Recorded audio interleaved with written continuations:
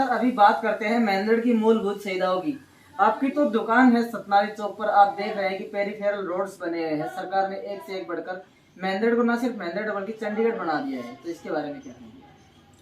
आपने बिल्कुल ठीक कहा कि अगर हम हरियाणा सरकार के कार्यों की तरफ देखते हैं जी तो पूरे हरियाणा को 5 वर्षों के अंदर जी हरियाणा सरकार के द्वारा इतने विकास के कार्य करवाए गए जी कि आज हरियाणा पूरे भारत के अंदर 1 नंबर की स्थिति के ऊपर खड़ा हुआ पाता है। जी किंतु दुर्भाग्य मानते हैं महेंद्रगढ़ का जी कि सरकार की इतनी बड़ी मात्रा में इतना बड़ा फंड जी यहाँ पर देने के पश्चात भी विकास के नाम पर कुछ भी नहीं हो पाया जी और जो लोगों को मूलभूत सुविधाएं मिलनी चाहिए थी जी उनका लेश मात्र भी जी यहाँ पर विकास के ऊपर खर्च नहीं हो पाया। जी तो मेरा प्रयास रहेगा कि जो कमियां रही उनको पूर्ण किया जाए जी और लोगों की जो असुविधा का जो लोगों को सामना करना पड़ रहा है जी उसको कई गुना रफ्तार के अंदर उसको कई गुना रफ्तार देते हुए जी मैं महेंद्रगढ़ को नई ऊंचाइयों पर स्थापित कर सकूं। जी। सर अभी बात करते हैं महेंद्रगढ़ में कुछ समय पहले एक सद्बुद्धि यज्ञ किया गया था ताकि यहाँ के जो पूर्व प्रतिनिधि हैं जिनसे आप भी संबंधित हैं और जो हालिया प्रतिनिधि हैं उनकी बुद्धि पर मुझे नहीं लगा कि इस यज्ञ का कोई असर पड़ा होगा, तो इसके बारे में क्या है? ये सारी चीजें एक पॉलिटिकल माइलेज के लिए की जा रही थी जी और जहाँ तक यज्ञ से जो फायदे होते हैं, जो प्रकृति के अंदर जो उसका यज्ञ से जो मतलब जिस तरह कहते हैं कि भाई वर्षा यज्ञ से अधिक होती है, प्रकृति का वातावरण शुद्ध होता है, तो उन चीज़ों की हम कल्पना कर सकते हैं कि यज्ञ के माध्यम से ये सारी चीज़ें ठीक हो सकती है। बाकी अन्यथा तो इस मामले में पॉलिटिकल माइलेज लेने के लिए ये सारे। तो सर रातों रात आपने अपने आप को लॉन्च किया महेंद्रगढ़ के नगर पालिका के चेयरमैन के रूप में। तो अभी हम बात करेंगे, अगर जनता आपको चुनती है तो जनता को कौन कौन सी फैसिलिटीज आप देंगे, कौन कौन सी वो काम होंगे जो आपकी मोस्ट प्रायोरिटी में होंगे? रातों रात आपने कहा कि रातों रात को मेरा कोई ऐसा विचार एकदम से ही नहीं बना कि मुझे रातों रात इस फील्ड में उतरना पड़ा। जी मेरी पिछले कुछ समय से इसके विषय को लेकर के तैयारियां चल रही थी जी और विकास की जो बातें हैं वो सारी जितनी भी नगर पालिका के अधिकार क्षेत्र में जो भी विकास के कार्य आते हैं सभी को बहुत ही अच्छे ढंग से और जो लंबे समय तक विकास चल सके, लोगों को उन सारी सुविधाओं का लंबे समय तक फायदा मिल सके, इस तरह का विकास में अगर मुझे जनता चुनती है उपलब्ध करवा पाऊंगा। सर एक सवाल मेरा आपसे और भी रहेगा कि राजनीति को कहीं ना कहीं लोग गंदा दलदल बताते हैं, फिर भी आपने जनता के हित के लिए इस कीचड़ में उतरकर, इस दलदल में उतर के इस दलदल को साफ करने का एक अच्छा और बड़ा कदम उठाया है। तो किस तरह से विचार आया कि महेंद्रगढ़ की जनता के लिए इलेक्शन लड़ा जाए और महेंद्रगढ़ की जो असुविधाएं हैं उनको दूर करने का प्रयास किया जाए, कोशिश की जाए? राजनीति आप कह रहे हैं कि राजनीति दलदल है। राजनीति दलदल कुछ व्यक्तियों के द्वारा की गई है, अन्यथा राजनीति एक सेवा का बहुत बड़ा माध्यम है। इसके द्वारा अनेक कार्य, जो भारत एक लोकतांत्रिक देश है और चुनाव के माध्यम से ही जनता अपने जनप्रतिनिधि चुनती है और वो जनप्रतिनिधि, चुने हुए जनप्रतिनिधि ही विकास कार्यों को पूर्ण करने में सहायता देते हैं। और ये कहना कि भाई राजनीति दलदल है, ऐसा मेरा मानना नहीं है। राजनीति बहुत बड़ा सेवा का माध्यम है और कहा कि भाई विकास के लिए ही मैंने इस फील्ड में उतरने का मन बनाया है। महेंद्रगढ़ की जो दुर्दशा थी, महेंद्रगढ़ की जो विकास के क्षेत्र में बहुत पिछड़ चुका था महेंद्रगढ़, मेरा ये प्रयास रहेगा कि महेंद्रगढ़ को हरियाणा के जो विकसित नगर हैं उनकी श्रेणी में मैं खड़ा कर पाऊँ और इसके लिए मैं जो भी मेरे से बन पाएगा मैं सारे प्रयास करूंगा। सर अभी बात करते हैं महेंद्रगढ़ की, जो जिला मुख्यालय था काफी समय तक ये मुद्दा चर्चा में बना रहा और आज भी बना हुआ है। महेंद्रगढ़ की जनता प्रतीक्षा कर रही है कि आखिर हमें जो हमारा अधिकार था उससे इतने सालों तक वंचित रखा गया है, क्या हमें वो अपना अधिकार है वो मिल पाएगा? मैं मानता हूं कि महेंद्रगढ़ को अभी अधिकारों से वंचित नहीं किया गया जी। महेंद्रगढ़ के अधिकारों पर कुठाराघात अनेक वर्षों से होता रहा है, किंतु ये सारे जो महेंद्रगढ़ की साथ में जो अन्याय हुए, महेंद्रगढ़ को जो पिछड़ा रखा गया, महेंद्रगढ़ जो विकास के क्षेत्र में पिछड़ा, ये सारे कार्य आने वाले समय में सब सही होंगे, ऐसा मेरा विश्वास है। सर पहले भी नगर पालिका की जो नेतृत्व टीम थी वो चुनी गई थी, लेकिन कहीं ना कहीं राजनीतिक दुर्भावना के चलते या राजनीतिक द्वेष के चलते हुए 5 साल महेंद्रगढ़ की जनता ने खो दिए और जो महेंद्रगढ़ का विकास है वो कहीं ना कहीं राजनीति की भेंट चढ़ गया। नगर पालिका लेस मात्र भी काम नहीं कर पाई, एक ईंट तक नहीं लगा पाई, तो इसके बारे में क्या कहेंगे? देखिए, किसी एक व्यक्ति को दोष देना उचित नहीं है जी। इस पूरे जो 5 वर्ष का घटनाक्रम था वो आपसी सामंजस्य ना होने की वजह से और कोर्ट कचहरी के अंदर ही पूरा जो कार्यकाल था वो सारा कोर्ट कचहरियों में ही बीता और उस कोर्ट कचहरी के अंदर बीतने की वजह से उसका खामियाजा नगर की जनता को भुगतना पड़ा। नगर जो विकास के माध्यम से आगे बढ़ना चाहिए था, वो इतनी बड़ी राशि नगर में होने के पश्चात भी हरियाणा सरकार ने, माननीय मुख्यमंत्री ने इस विषय में कोई कसर नहीं छोड़ी। अभी तक की नगर पालिका जब से गठन हुआ उसकी अभी तक की सबसे बड़ी धनराशि महेंद्रगढ़ में ग्रांट के रूप में मिली, किंतु आपसी खींचतान की वजह से उस पैसे का कोई उपयोग नहीं हो पाया। वो पैसा आज भी बैंकों के अंदर रिजर्व पड़ा हुआ है। सर अभी बात करते हैं एसडीएम साहब के द्वारा अभी लेटेस्ट स्टेटमेंट दिया गया है कि अप्रैल तक महेंद्रगढ़ शहर जो है वो एक नए रूप में नजर आएगा।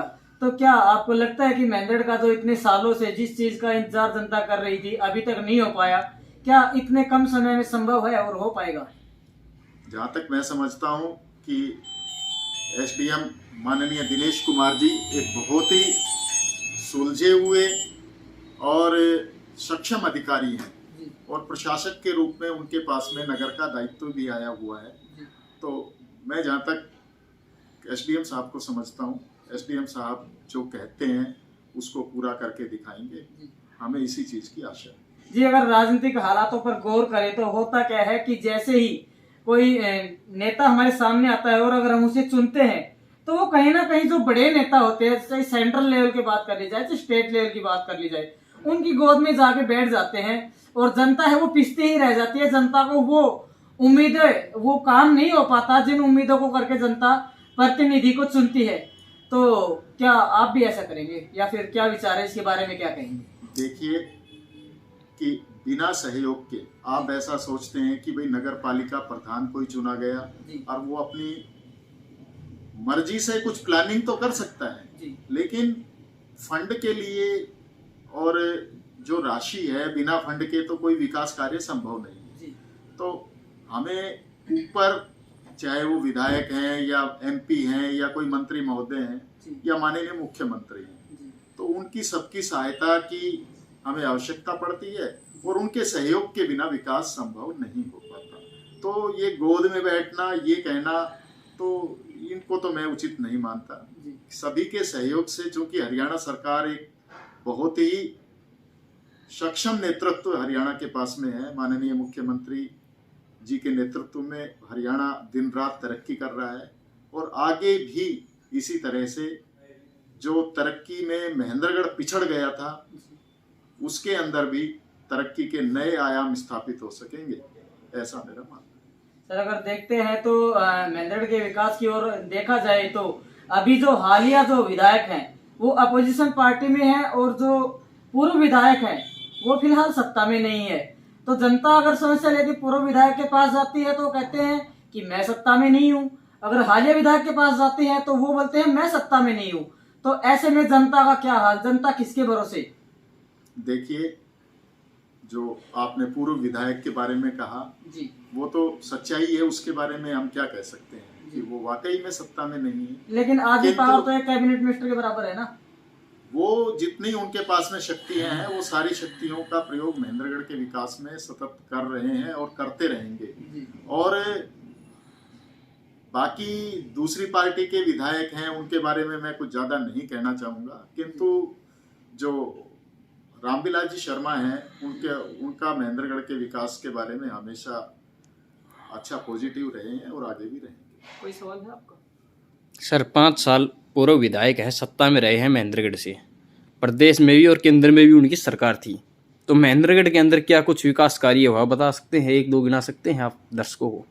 महेंद्रगढ़ के अंदर आप समग्र रूप से देखते हैं तो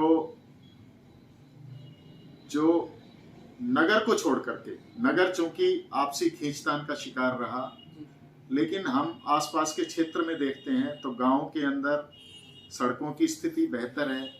गांव के अंदर लाइट की स्थिति 24 घंटे तक की लाइट गांव को मिल रही है। और जो सरकारी योजनाओं का लाभ था, जैसे किसानों को किसान निधि या सरकार की अन्य योजनाएं, राशन वितरण की योजनाएं और जो जल वितरण की योजना थी, जो ये जिला हमेशा से उपेक्षित रहा। बाकी महेंद्रगढ़ जिले के साथ में हमेशा से भेदभाव किया गया, किंतु इस वर्तमान सरकार ने महेंद्रगढ़ को बिना भेदभाव के जो पूरा उचित मान सम्मान मिलना चाहिए था, चाहे जल वितरण के अंदर या अन्य योजनाओं के अंदर, वो पूरा इसके अंदर बिना भेदभाव के विकास। सर हम आपकी बात से सहमत हैं, गाँव के अंदर विकास हुआ है, खूब विकास हुआ है।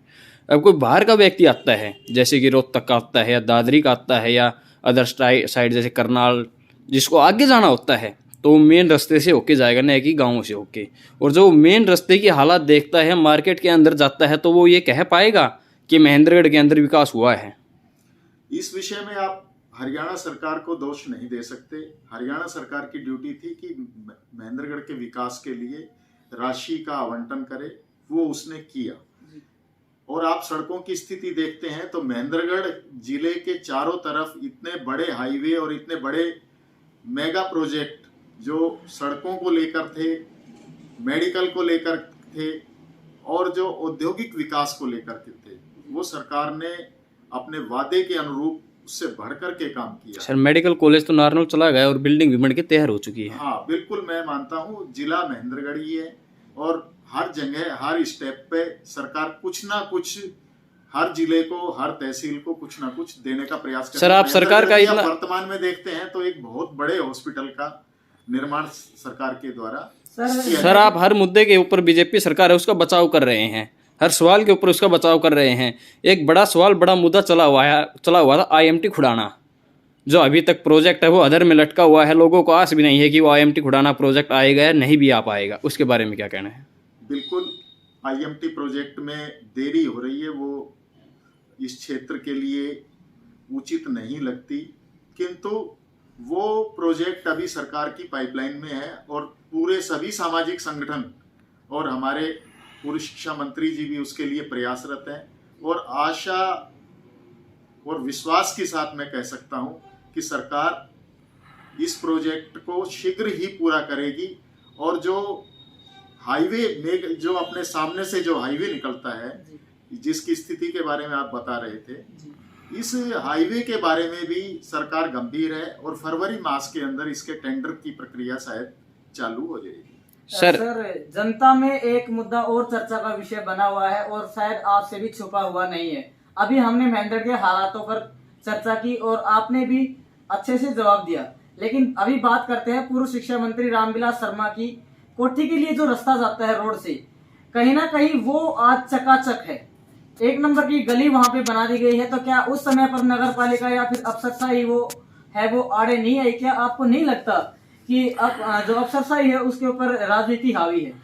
देखिए, 2 तरह की बात होती है जी, कि रामविलास जी शर्मा के सामने जो मकान के सामने जो सड़क थी जी, वो कोई एक नगर के अंदर कोई कुछ काम नहीं हुआ और केवल एक ही सड़क का निर्माण सर, हुआ, ऐसा ऐसा ही- नहीं है। गौर किया जाए तो ऐसा ही है। महेंद्रगढ़ में कई 5-6 सड़कें और भी बनी है, ये तो एक बहुत छोटा टुकड़ा था। जी अनेक इससे बड़ी सड़कें भी बनी हैं और एसडीएम साहब इस मामले में बड़े गंभीर हैं और नगर के अंदर अनेक सड़कों का काम अभी चल भी रहा है। चलो सर, सड़कें बनी हैं और बनी भी रही है, कार्य चल रहा है।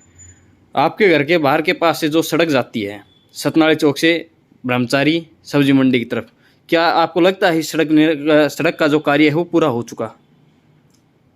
बिल्कुल पूरा हो चुका सर। सर, ये जो सड़क जो ब्रह्मचारी रोड जिसको कहते हैं सतनाली चौक से जी। बाजार की तरफ जो जी, जाती जी। है, इस सड़क की निर्माण अभी ताजा निर्माण होने के पश्चात भी इस सड़क की आज के दिन स्थिति अच्छी नहीं है और प्रशासन इस मामले में गंभीर है। और मेरी एसडीएम साहब से इस बारे में बात हुई थी। एसडीएम साहब ने कहा कि